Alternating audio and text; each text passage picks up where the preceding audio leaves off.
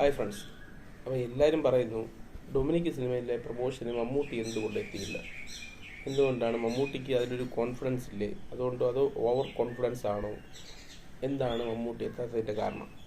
ഇതിനകത്ത് ഗൗതം വാസുദേവ് മേനോൻ തന്നെ ഇൻ്റർവ്യൂവിൽ പറഞ്ഞിട്ടുണ്ട്, ഈ സിനിമ ഒരു അധിക പ്രതീക്ഷയില്ലാതെ വേണം കാണാൻ, അല്ലെങ്കിൽ ഒരു എക്സ്പെക്റ്റേഷൻ ഇല്ലാതെ പോയി കാണുമ്പോഴത്തേക്കും കുറച്ചും കൂടെ കൂടുതൽ നമുക്ക് ഇഷ്ടപ്പെടുമെന്ന് ഗൗതം വാസുദേവ് മേനോൻ നേരത്തെ പറഞ്ഞിട്ടുണ്ട്. മമ്മൂട്ടി എന്തെങ്കിലും ഇൻ്റർവ്യൂവിന് വന്നു കഴിഞ്ഞാൽ ചോദ്യങ്ങൾ ചോദിക്കും, മമ്മൂട്ടി ഇതിനെക്കുറിച്ച് എന്തെങ്കിലുമൊക്കെ ഉത്തരങ്ങൾ പറയും, ഇതിനകത്തുള്ള എന്തെങ്കിലുമൊക്കെ സസ്പെൻസ് വെളിയിൽ പോയാൽ പിന്നെ ഇത് ചിലപ്പോൾ ആസ്വാദനത്തിന് തന്നെ ബാധിക്കാനുള്ള സാധ്യതയുണ്ട് എന്നുള്ളൊരു പരിമിതിയുള്ള സിനിമയാണിത്. ഇതിനകത്തുള്ള സസ്പെൻസ് വെളിയിൽ പോയി കഴിഞ്ഞാൽ പിന്നെ ഈ സിനിമ ആസ്വദിക്കാൻ പറ്റില്ല. അങ്ങനെയുള്ളൊരു സിനിമ ആയതുകൊണ്ട് ഒരു സസ്പെൻസും വെളിയിൽ വിടണമെന്നാണ് ആദ്യം വിചാരിച്ചത്. പക്ഷേ കുറച്ചൊക്കെ പ്രൊമോഷൻ വേണം എന്നുള്ള രീതിയിലാണ് അതിന് അണിയറ പ്രവർത്തകർ, അതായത് ഗൗതം വാസുദേവ് മേനോനും ഗോകുൽ സുരേഷും പിന്നെ അതിൽ 2 നായികമാരുമാണ് ഇതിനകത്ത് പ്രൊമോഷന് വേണ്ടി വന്നിരിക്കുന്നത്.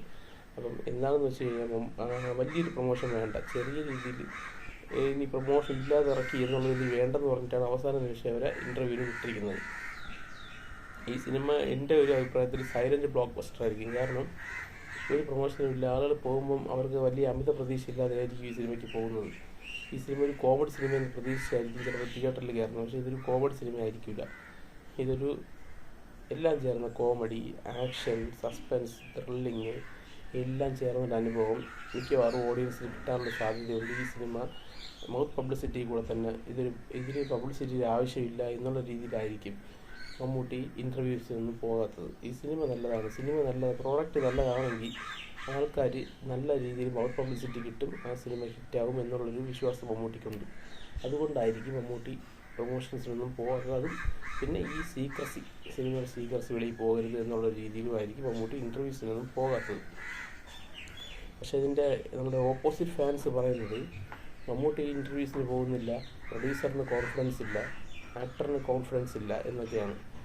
അത് ഇന്ന് രാവിലെ 9 മണിക്ക് റിലീസായി ഒരു 12 മണിയൊക്കെ ആകുമ്പോൾ ഇതും റിവ്യൂസ് വരും. അതോടെ ആ ഒരു കിംവദന്തിക്ക് അവസാനമാകും. പിന്നെ ഇനി നമുക്ക് തുടരും എന്ന് പറഞ്ഞ സിനിമ നോക്കുകയാണെങ്കിൽ, തുടരും എന്ന് പറഞ്ഞ സിനിമ 30-ാം തീയതി ഇറങ്ങുമെന്ന് പറഞ്ഞിട്ട് 30-ാം തീയതി ഇറങ്ങില്ല എന്നുള്ള കാര്യം ഒഫീഷ്യലി അനൗൺസ് ചെയ്ത് കഴിഞ്ഞു. അതിൻ്റെ OTT കച്ചവടം നടന്നു കഴിഞ്ഞില്ല എന്ന് സംവിധായകൻ തന്നെ വെളിപ്പെടുത്തി. പക്ഷേ ഇപ്പോഴും മോഹൻലാൽ ഫാൻസ് സമ്മതിക്കുന്നില്ല. അതുകൊണ്ടല്ല, അതിൻ്റെ എഡിറ്റർ മരിച്ചുപോയി, അതിനുശേഷം പുതിയ എഡിറ്ററാണ് വർക്ക് ചെയ്യുന്നത്. അതുകൊണ്ടാണ് തുടരും 30-ാം തീയതി റിലീസ് ആകാത്തത് എന്നാണ് അതിൻ്റെ ആരുമല്ലാത്ത കുറേ ഫാൻസുകാർ പറയുന്നത്.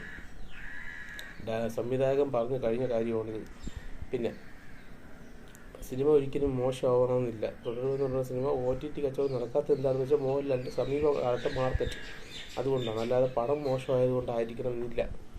പടം ചിലപ്പം എൻ്റെ അഭിപ്രായത്തിൽ പടിക്ക് തുടരുമെന്ന് നല്ല മോഹൻലാലിൻ്റെ ഇതുവരെയുള്ള സിനിമകളിൽ ഏറ്റവും കൂടുതൽ കോൺഫിഡൻസ് ഉള്ള സിനിമയാണ് തുടരുമെന്നുള്ള സിനിമ. അത് അങ്ങനെ തന്നെ വിജയമാകുകയും ചെയ്യും. പക്ഷേ എന്തുകൊണ്ട് OTT എടുക്കുന്നില്ല എന്നുള്ളതൊരു ചോദ്യമാണ്. അതവിടെ നിൽക്കട്ടെ. അപ്പോൾ ഡൊമിനിക്ക് എല്ലാ കച്ചവടങ്ങളും കഴിഞ്ഞു. നെറ്റ്ഫ്ലിക്സുമായിട്ടാണ് ഇതിൻ്റെ കച്ചവടങ്ങൾ ഉറപ്പിച്ചത് എന്നാണ് അറിയാൻ സാധിച്ചത്. അപ്പം നമുക്ക് ഈ സിനിമ നമ്മൾ അമിത പ്രതീക്ഷ ഇല്ലാതെ വേണം തിയേറ്ററിൽ പോയി കാണാൻ. അല്ലാതെ ഈ സിനിമയ്ക്ക് നമ്മൾ ഫുൾ സസ്പെൻസ് ത്രില്ലർ പ്രതീക്ഷിച്ച് നമ്മൾ പോയി കഴിഞ്ഞ് കഴിഞ്ഞാൽ നമുക്ക് ഇതൊരു വൻ നിരാശയായിട്ട് മാറും.